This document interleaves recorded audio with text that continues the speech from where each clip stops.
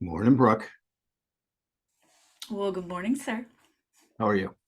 Good. I heard we had a very special guest today. Oh, I'm so excited. Yeah, Me too. should be good. All right. Nice job, Tony. Thank you. Well, we'll see. Yeah. Yeah, it's gonna be it'll be fun. I mean, it's 8:27 and we've already got 20 people and growing quickly. So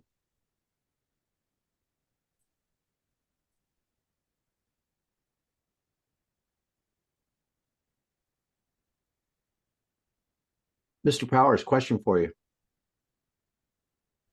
Yes. Would you be interested in hosting next Thursday? I'm gonna be flying back from Austin in the morning, so I won't be able to be on Morning Mindset. Next Thursday is the 7th. Sure, I can do it. Okay. Appreciate that. Thank you. Yep. I could try, but I'll be on a plane and then it may not go over well. Yeah. I'll be able to think of something to talk about between now and then. Oh, I have no doubt. Thank you.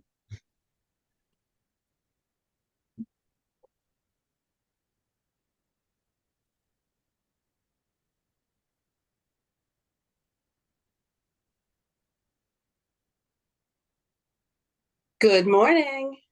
Good morning, Carol. How are you? I'm great. Good. Anybody catch Pivot Shift this morning with Hal Elrod? I did not. Oh, Yes. Jim just raised his hand. I guess he's got a new version of the book coming out, The Miracle Morning.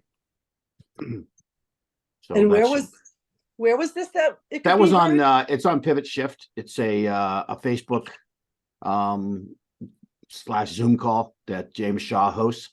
I can send you the link, Carol. Okay, Cool. sure. Yeah, I heard you talk about that yesterday, I think. Yeah. And I hadn't been on that. So pivot Yep. shift. I think Brooke just put it into the chat. Oh, Oh. great. Thanks. Thanks, Brooke. Being as efficient as Brooke always is. I see Miss LaRoche made it. Good morning, Jennifer. Got some representing upstate New York.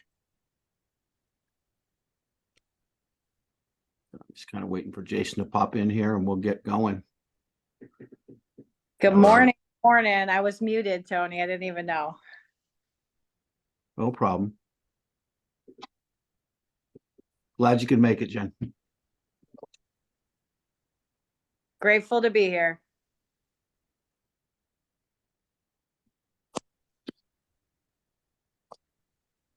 Yeah, Jim, got your hand up. Fire away while we're waiting for Jason. Yeah, I was just reading that the Manchester-Nashville market was the hottest market in the United States in October of 2023, number one in the top 20. So Really?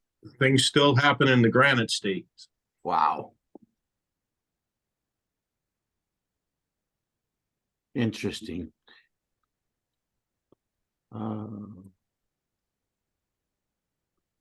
Somebody just had their Fathom note taker in there. This is also recorded to be on, so you can go to KW Metro U and watch it whenever you want to watch it as well. All right. Wow, up to 60 already. I have to give Jay Papazan a hard time because I think Jason's going to beat him in numbers. So He's joining right now, Tony. I see him. awesome.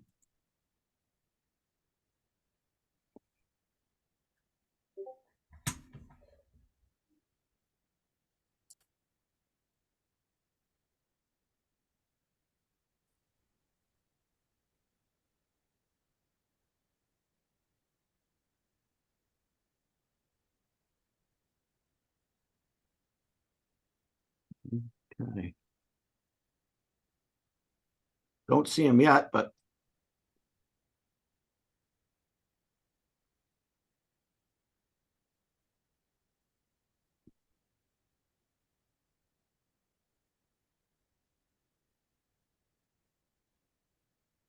Good morning, Mr. Abrams. I see you. I see his thing. Sorry, hey, how you doing? there he is. Good morning. How are you? Bright and early. That's so great. Hey, by the way, we're gonna hang out this morning. If you can, turn your camera on. It's easier to talk to faces than names, but that's only if you're in an appropriate place. We had a very unfortunate bathtub incident earlier in the week that we are all still reeling from. I'll turn it over to y'all to kick us off. Oh, hey, good morning, Jason. Tony Wallace here.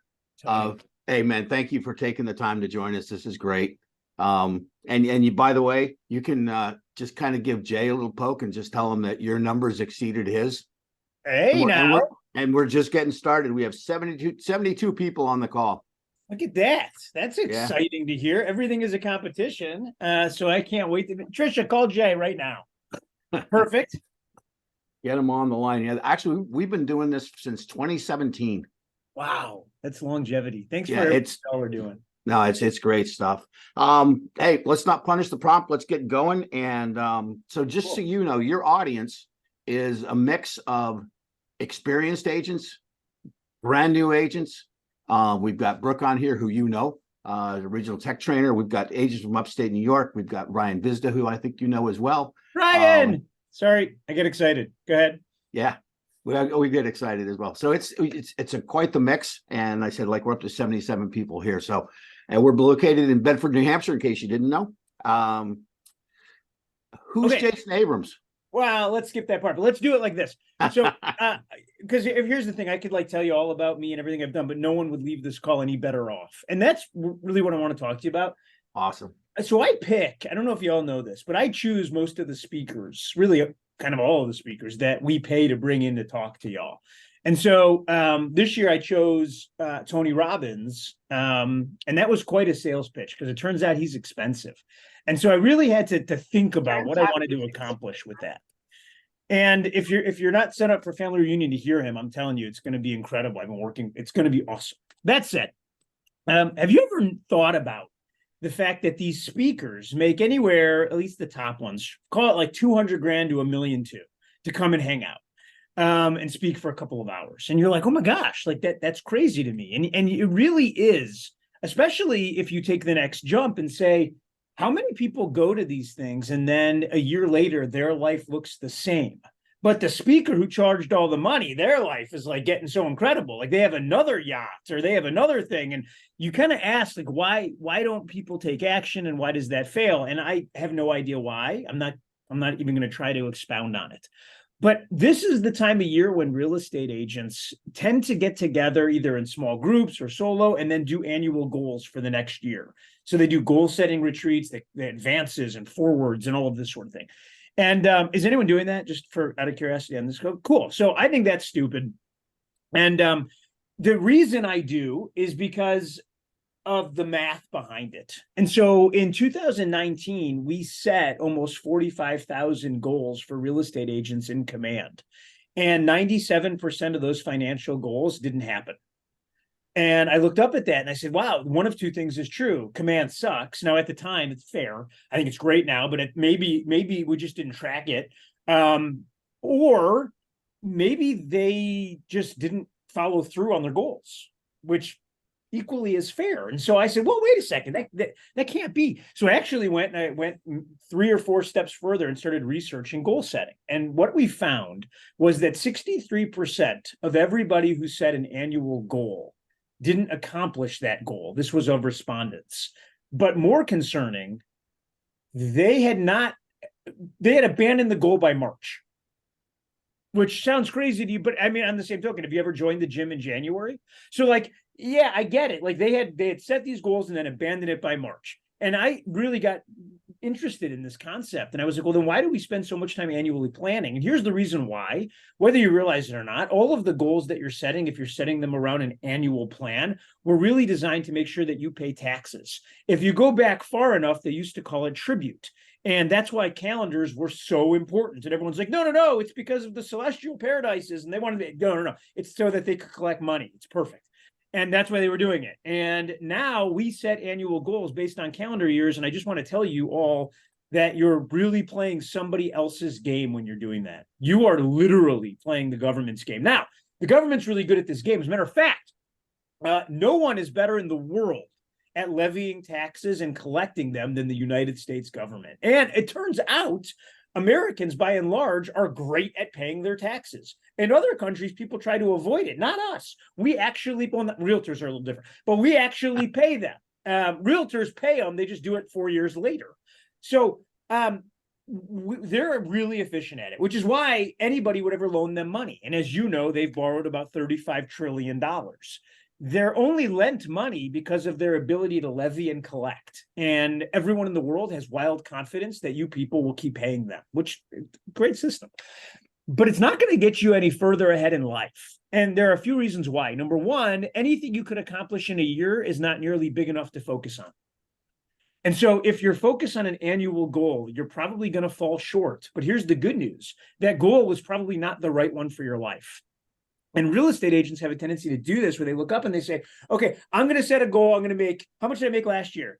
And then someone tells them and they're like, no way, it doesn't feel that way. That's my favorite line. When your MCA says you made 140 grand last year, you're like, oh my gosh, but I feel broke. I'll make 200 next year. Or the classic, I'm going to double my business line. And all of those things are cool. And I'm not trying to get dark as 1,000 midnights, but none of them are going to make you any happier. None of them are going to move you forward in life. And you're probably not going to hit that goal unless you're deemed to hit it anyway. And you're like, what does that mean? Some of you are going to double your business, whether you have that goal or not. Let's just be really clear. That's like saying that people in your SOI are only going to move because they're in your SOI. Not true. They're moving anyway. The only question is whether you will become a part of it. And most people, I believe, set goals based on nothing. And then when they fail, they don't feel that bad about it. And that's why they keep setting annual goals that never come true. So how do you solve it? Well, here's how you solve it. I think that you actually do kind of a self-check-in with yourself on an annual basis. And you do that because you're not going to set annual goals anymore. You're going to set life goals. What's your 5-year goal for your business? What's your 10-year goal for your business? What's your 30-year wealth plan? What's your goal for your entire marriage? Don't tell me what you're going to accomplish. My goal this year is to have date night. Great. You could just be on your cell phone and not call it date night. I know what happens on those nights. So skip all of that for a minute and let's just set some life goals and some long-term goals. Then all we're doing annually is checking in with them to make sure that we are still on track. Those are called alignment meetings. Now, Gary Keller sets 10-year visions for the things that are important to him. And then every single month we have an alignment meeting. We call it SOC, State of the Company. There's 4 of us that sit at this table, and then every department head from Keller Williams International comes in and presents to us. And then we kind of look at each other, talk through their biggest problems, and then send them back off. That is not because we are brilliant. It's simply because we are the bumpers on the bumper lane of bowling, and we are going to keep everybody moving down the lane. And the lane is going to take a decade to get to the pins. And that's how big success happens. So when he says build something really good that's small and ultimately that gets big, that's what he means. Which I don't know why he can't just say that. Don't be a fortune cookie. Just tell us what you mean.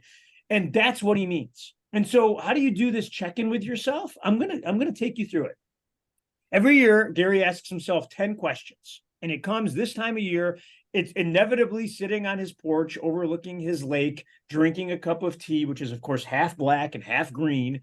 And this is what he does. And he'll sit for an hour and he'll have a meeting with himself. And here are the questions in order, and you can write them down. I'm going to give them to you. Now, fair warning, some of you are going to be like, this is way too esoteric for me. I totally get it. If you don't want to know yourself on a deeper level, I don't want anyone to judge those people. This is very important because some of you are just going to be like, look, I don't actually want to know who I am and what I'm trying to do spiritually. I just want to drive a really fast car, live in a big house, and have a lot of passion and romance in my life, preferably with different people on a regular basis. You do you, boo. I love that journey for you. None of us are going to judge it. You're awesome. Some of us, though, want to do something a little different. There's no judgment. We're all great people. So here we go. Number 1, who are you?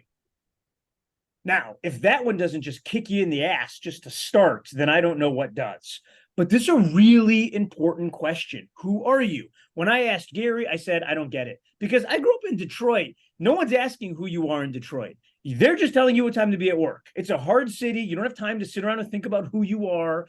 I asked him who he was. He said, I'm a really small part of a really big universe. And I said, okay, why is that important? He says, because I have to remember how wildly insignificant I am in the whole scheme of things. I thought that was a really interesting way to answer it. He said, if I had a second answer for it, it's that I'm a spiritual being having a physical experience.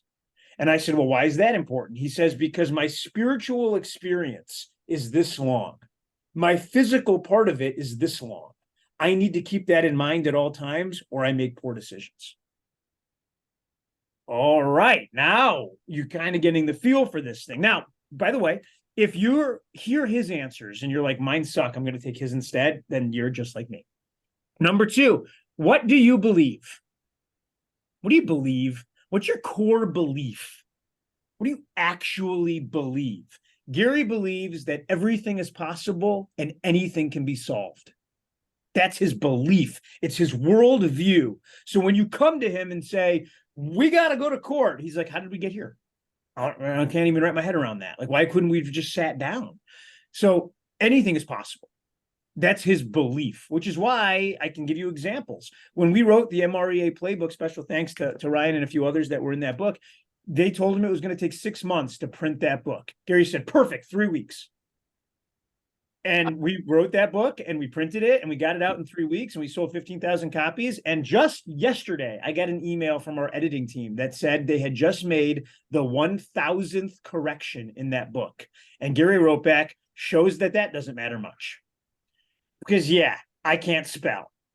But turns out it doesn't matter. All right, number 3, what motivates you? What motivates you? Easy one. Very, very, very, very important that you answer the question.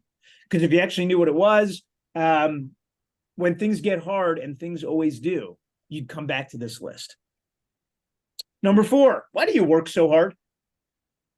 Why are you working so hard? Now, by the way, those of you that are not working very hard, you're excluded from that one. But those of you that are, why are you working so hard? And if you think about those two in conjunction, what motivates you and why are you working so hard? Are those things in alignment? So if you say to me, what motivates me is spending time with my loved ones, and I ask why you're working so hard, and you say, so that one day I can earn the right to spend more time with them, I think you're wildly out of balance. Mainly because they're not going to ever want to hang out with you if that's the case. I read a great book the other day that said that parenting is really interesting. The ones that have the most fulfilling relationships are the ones that chase their kids for 18 years, and then their kids spend the rest of their lives chasing their parents. Meaning I did the stuff and spent the time in the first 18 years doing what they want to do, and now they're hanging out with me and doing what I want to do. I thought it was an interesting take. I have a 10-year-old. I've not had that experience yet. I'm just trying to keep him out of jail. Number 5, when is enough enough? And that's a really interesting one because some of you high C folks be like, enough of what? Exactly. When is enough enough? Gary's answer is that for some things, it's never enough. Time with my loved ones, helping other people, it's never enough. In everything else, there's a limit. And so he looks up and says, I'm living an unlimited life right now in the amount of hours I'm working. How did I get that out of whack? Oh, okay, the people around me are no good. I got to get rid of Jason. And that's kind of how he thinks about life. When is enough enough? Number 6, what do you need? And I'll take out the word need and put in the word want if some of you get squirrely with that. What do you need or want control of? What do you need to control? Because here's the deal. I think a lot of you are running around trying to control everything. Like you're trying to control so much. And I just want to remind everybody, and if you're driving, don't like drive into a bridge embankment when I say this, just breathe through it. You're so insignificant and you're in control of nothing. Like in a whole like galaxy approach to this, you're just like this little speck that's spinning on this giant rock in the middle of this complete open oasis called the universe. Like you couldn't matter less. You're not even in control of most of your bodily functions, yet you walk around with this veil of control and think that you're going to like outthink people and move them around and you're going to change someone. It's just so ego driven. You're just don't matter. It's okay. Like if you think about it, if you want to get even darker, like the universe that you're a part of has more galaxies in it than there are grains of sand on the earth. If that tells you how small you are. So like, I know it feels like it matters, but just understand that's a goof. That's a trick. Your mind is doing that to you. It just doesn't. So now that you can breathe through that, what do you actually need to control? Because if you knew the one thing that you needed control over to feel good about your life, you might release from all the other stuff, like the weather. So what is it? For Gary, he said simple, my time. I need to control my time. It's the only thing I can't buy more of. I need to control my time, which was really interesting when he said it to me, because, like, truth be told, he's actually in control of all my time. So I'm like, well, I can't write that because I'm at this dude's beck and call, which pretty much means that rich people buy poor people's time. Then they call us employees, but that's what he's done. He's owned my time so he can be in charge of his. It's the greatest thing ever. All right. What do you fear? What do you fear? The reason fear is so important is because it's the strongest of the driving emotions. And you go, no, Jason, it's love. Love is. No, it's not. Actually, the number of you that are actually experiencing real love is significantly smaller than the ones of you experiencing real fear. That's how your brain is wired. I wish it wasn't, but it is. So what are you afraid of? And here's the thing. If you don't define it, Thoreau said that when you title something, when you add, give everything its proper name, that when you give something its proper name, you remove the power from that thing. And now you can look at it and point to it and talk about it and address it. But when we leave fear untitled, fear becomes the story. Because you don't really even understand the choices that you make to try to move away from it. Because you haven't defined it, you haven't pointed at it. And fear is so important in our industry. You do realize that, like, the number one thing you do is to provide perspective to buyers and sellers. And the only reason you're doing that is to help them combat fear. I mean, it's so real in our industry that we literally have a class about buyer's remorse. We call it bulletproofing. It's just a course on how to help people through fear. We wrote a class. That's what it is. It's fear of missing out on the right house. It's fear of overpaying for the right house. It's fear of getting too high of a rate. It's fear of selling at the right time. It's fear of overpaying their realtor. We're just in court about how people are so afraid. We're in court. Like, fear, friends, really important. The next one, what regrets are you trying to avoid? And here's the thing about this one. This one is ultimately the most important one on the list if your intention is to live a happy life. Because here's the thing about regret. The only things you regret are the things that actually matter to you in the moment. Meaning you don't look back and say, oh, I'm dying inside. Why? Well, I missed the first 4 episodes of the second season of The Sopranos, and I need to know what happens to Meadow in those because her character development was so good. Like, nope, said no one ever. Stupid character in that show, but it's not the point. The point is you regret things like, oh my gosh, I didn't spend enough time with blank. I'll tell you what I regret. And if I don't address it, it happened again. And it actually just did. I was on the road 300 plus days a year for my kids' first 3 years of life. I was hosting a TV show. I was running and gunning. I was making a lot of money. And I was on the road 300 plus days. When Jack turned 4, he brought his parents into school. And this was like a bring your parents show and tell thing. And the teacher said, okay, cool.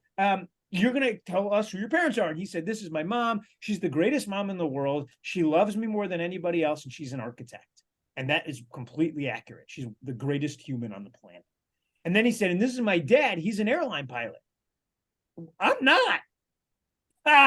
I'm not an airline pilot. Like, I'm not. But when he said it, I was like embarrassed in front of a room full of 5-year-olds. And I was like, yeah, I am an airline pilot. My name's Maverick. I fly jets.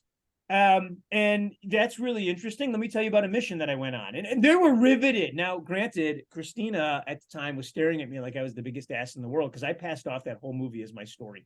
So yeah, I have some regrets. And it's not because Goose died. The regret that I had was I looked up and realized that I had spent so little time with him, he thought I was a pilot. So I vowed never to do that again. Friends, I moved to Austin 5 years ago to take the job as your head of industry. I have seen my parents 4 times since that. I'm lucky enough to have both of them alive. If I wouldn't have sat down to do this and written that regret, I would not have realized that I'm 5 years into living the exact same future regret with my folks. That's the power of asking about your regrets annually. And if you don't do it, here's what I'm going to tell you. The final solution for that is coming. Meaning you're going to die. Sorry, facts. You don't know when. If you want to look back on your life and not say, I wish I had, and instead be able to say, I'm glad I did, then you better start asking what regrets you're trying to avoid. Because you will find that some of them cannot be undone. But this isn't about undoing past regret. It's about not living through the same regret again. The next one, we got 2 left. Number 9, how do you bring meaning to your life? What makes your life meaningful? And I'll tell you, and by the way, again, if you're driving the Porsche, living in the mansion, doing your thing, and you don't want to think this deeply, I honor you and love you. I know a great guy. His name was Nick Shivers, and he was doing a lot of that, and he was having a ball. Guy goes on vacation. By the way, we should mention he's the #1 real estate agent in the entire state of Oregon. So the guy knows how to sell. He goes to South America on a vacation with his church, and they take him on all these little field trips. The place they take him on the second to last night is to a garbage dump. When he gets to the garbage dump, he's like, why am I here? And he's looking, and he sees a bunch of 8, 9, 10, 11, 12, 13-year-old girls that run to meet the garbage trucks as they pull in. He looks at the guy and says, what's going on? And he says, oh, those girls are being sold by their families for sexual gratification to the truck drivers. And that's how their families get first pick of the garbage in the truck so that they have food to eat. I had never heard anything like that. He had never heard anything like that. So he says, well, that's got to be a one-off. The guy says, no. It's like every dump in these 3 countries. And he's like, that can't be. He extends his trip another week, and all he does is visit garbage dumps. And you know what? It turns out really common. Who's at all the dumps like that? So he comes back and he starts Sell a Home, Save a Child. Friends, you don't realize it, but we've funded that for millions and millions of it. You've helped us fund that for millions and millions of dollars because Gary wrote a giant check. No, those little girls are getting help, one family at a time, and we literally have pictures of the ones that we're helping. Like, we're all in. That guy knows what brings meaning to his life. Now, don't feel bad if what brings meaning to yours is cheering for your football team and living in a bigger house and watching a bigger TV. That is awesome. No judgment. But do you even know what brings meaning to your life? If you don't, you're liable to wake up unfulfilled. And at the end of this, the last question is, in the end, who are you? It's all coming to an end. Every single day is a step towards it. Who are you? And if you wanted to add to that one, it's, would the people around you agree? Like, because if I would have said when my kid was 4, I'm a super dad, he would have been like, I think you're just the best damn pilot, Pop. Well, there you go, out of alignment. So who are you in the end? Are you a listing agent in the end? Some of you are like, you love what you're doing, and I love that for you. And that's who you are. Is it though? Is this who you are, or is this what you do for money so that you can go be who you are? I'm good either way. And some of you are going to say, look, right now I'm on the paper chase. Pen and a pad in the lab, I'm on the paper chase. Good. Go get it. You go get it. I'm going to tell you this. I remember thinking that when I have my first $1 million in the bank, I was going to feel different. You know what? I woke up the next morning, I was 26, and I was the exact same scared, completely ungrown up little boy. Now, I still am, but I'm a work in progress. By the way, it's okay, I'm a boy, so I'm only 44. I don't know who I am yet. But I'm telling you, if you think it's going to be solved with conditional happiness, you're mistaken. There's no math that says it will. And I'm not preaching, I'm just a data guy.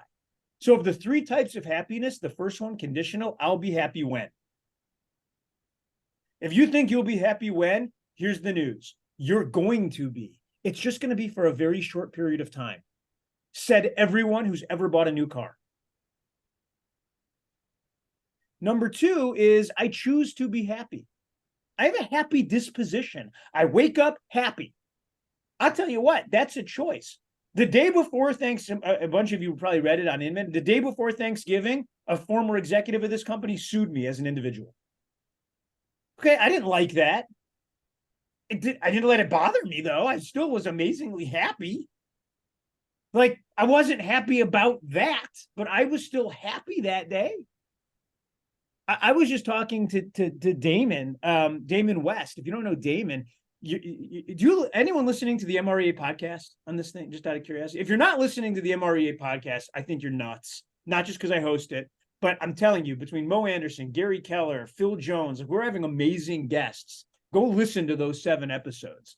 Damon West is a guy who's playing D1 college football, and he's in his 3rd year. He's a killer. He's going to go to the NFL. He then goes to his girlfriend's house. He's taking a shower bar falls, breaks the porcelain tub. He steps back into it. It slices his Achilles tendon. Done with football. So he decides, okay, I got to do something with my life. So he goes and he gets to Series 7. He joins UBS, goes to New York. He is living the fast stockbroker life. Things are going great. He falls asleep at the office. His coworker leans over and says, hey, dude, if you want to party and you want to work, you need a little edge. And he goes, yeah, you're right. Boom, crystal meth right there at the office. And it is love at first sight between him and crystal meth. They were made for each other. Friends, it's 3 years later that he is back in Dallas, and he is the head of a crime ring called the Uptown Burglars. And he has stolen more than $3.5 million worth of possessions out of people's houses. And that's how he's paying for his habit. That's when he gets arrested. He gets arrested. He then waits 7 months to go to trial. He thinks he's going to get 3 to 5 years. He walks in, he gets 65 years. He's now staring on the barrel of 65 years in prison. And before he goes, here's what someone says to him. They say, Damon, here's the deal. Prison is a giant pot of boiling water, just like life. And there's 3 types of things that go into the pot. Number 1, the carrot.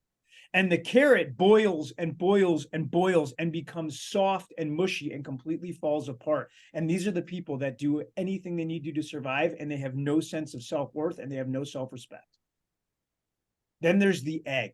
These are the people that go in with a hard outside shell and they boil hard and they become as hard inside as they are outside. And those are the ultimate predators. And all they do is wake up and hurt people. And prison is the majority of eggs. And then there's this really weird small breed called coffee beans, where they go into the boiling water and they make it better. They turn the water into coffee. Go spend your life and be the bean. This dude then spends the next 7 years in jail helping everybody he can. The number of people he taught to read, the number of people he got in shape, the number of lives he changed. He went for parole in the 7th year and boom, they parole him, because it was one of the first times that every warden and every guard had written a letter on a prisoner's behalf. Friends, they don't do that. You're talking about a D5 maximum security Texas prison. He is now one of the most in-demand motivational speakers in the world. And you know what that tells me? It can be anywhere you want in 5 to 7 years. Gary's been saying that all along. That's a man who's clear on these 10 questions. And so here's the good news. None of you are in prison. You are so wildly further ahead than Damon was. So the only thing that'll stop you from getting where you want to be in 5 to 7 years is, number 1, you failed to think about it and decide. Number 2, you failed to think the right thoughts to get you there. And number 3, you don't take the actions needed. And you don't have to go and come hear Tony Robbins tell you that. And you're like, oh my gosh, I thought you're supposed to sell tickets. Yeah, it's going to be a hell of a party. But if you think you're going to get anything other than what I just told you, you're mistaken. Because what I just told you is the bedrock of every single speaker and life changer on the planet. Did I make my choice on what I want to do? I wake up in control of my thoughts, because thoughts are everything. And number 3, I take the actions every day to get there. That's it. Those are the only things. The only things you actually control: how you think, how you feel, what you say, and what you do. Everything else is out of your control. Friends, here's the last thing I'll tell you. You get together to have energy in the morning. And I love this. I haven't had my coffee yet, but I'm going to. Here's what I would ask for you, and here's my hope for all of you. If you've been coming to this and you're not seeing the changes in your life that you want to, it's possible that this has simply become a thing you do. It's not triggering the change you need. The only way to trigger the change you need is to take the things that you do and then do them slightly differently. That's why if you said to me, Jason, I want to get in shape, I tell you to start wearing a tracker bracelet, even though it would be inaccurate, you would at least be doing something different. So what are you going to do different? Here's what I think you should do. Instead of joining this call at 6:30 or 7:30 or whatever time it is in your world, 3 minutes before that, get there and write down the intention. What do I need to get out of this motivation? And then make sure you have a plan for the 30 minutes after it. Because if it's just, well, that's when I walk into Starbucks and start my life, you're going to get sucked back into the whirlwind of bullshit that this world has conspired to make you think matter. And it doesn't. You get control that time. Have a really happy holidays, friends, and a great new year. And thank you for being part of KW. And thanks for inviting me to this. Jason, thank you so much. That was amazing. All right, see you, gang. Okay, guys, take care.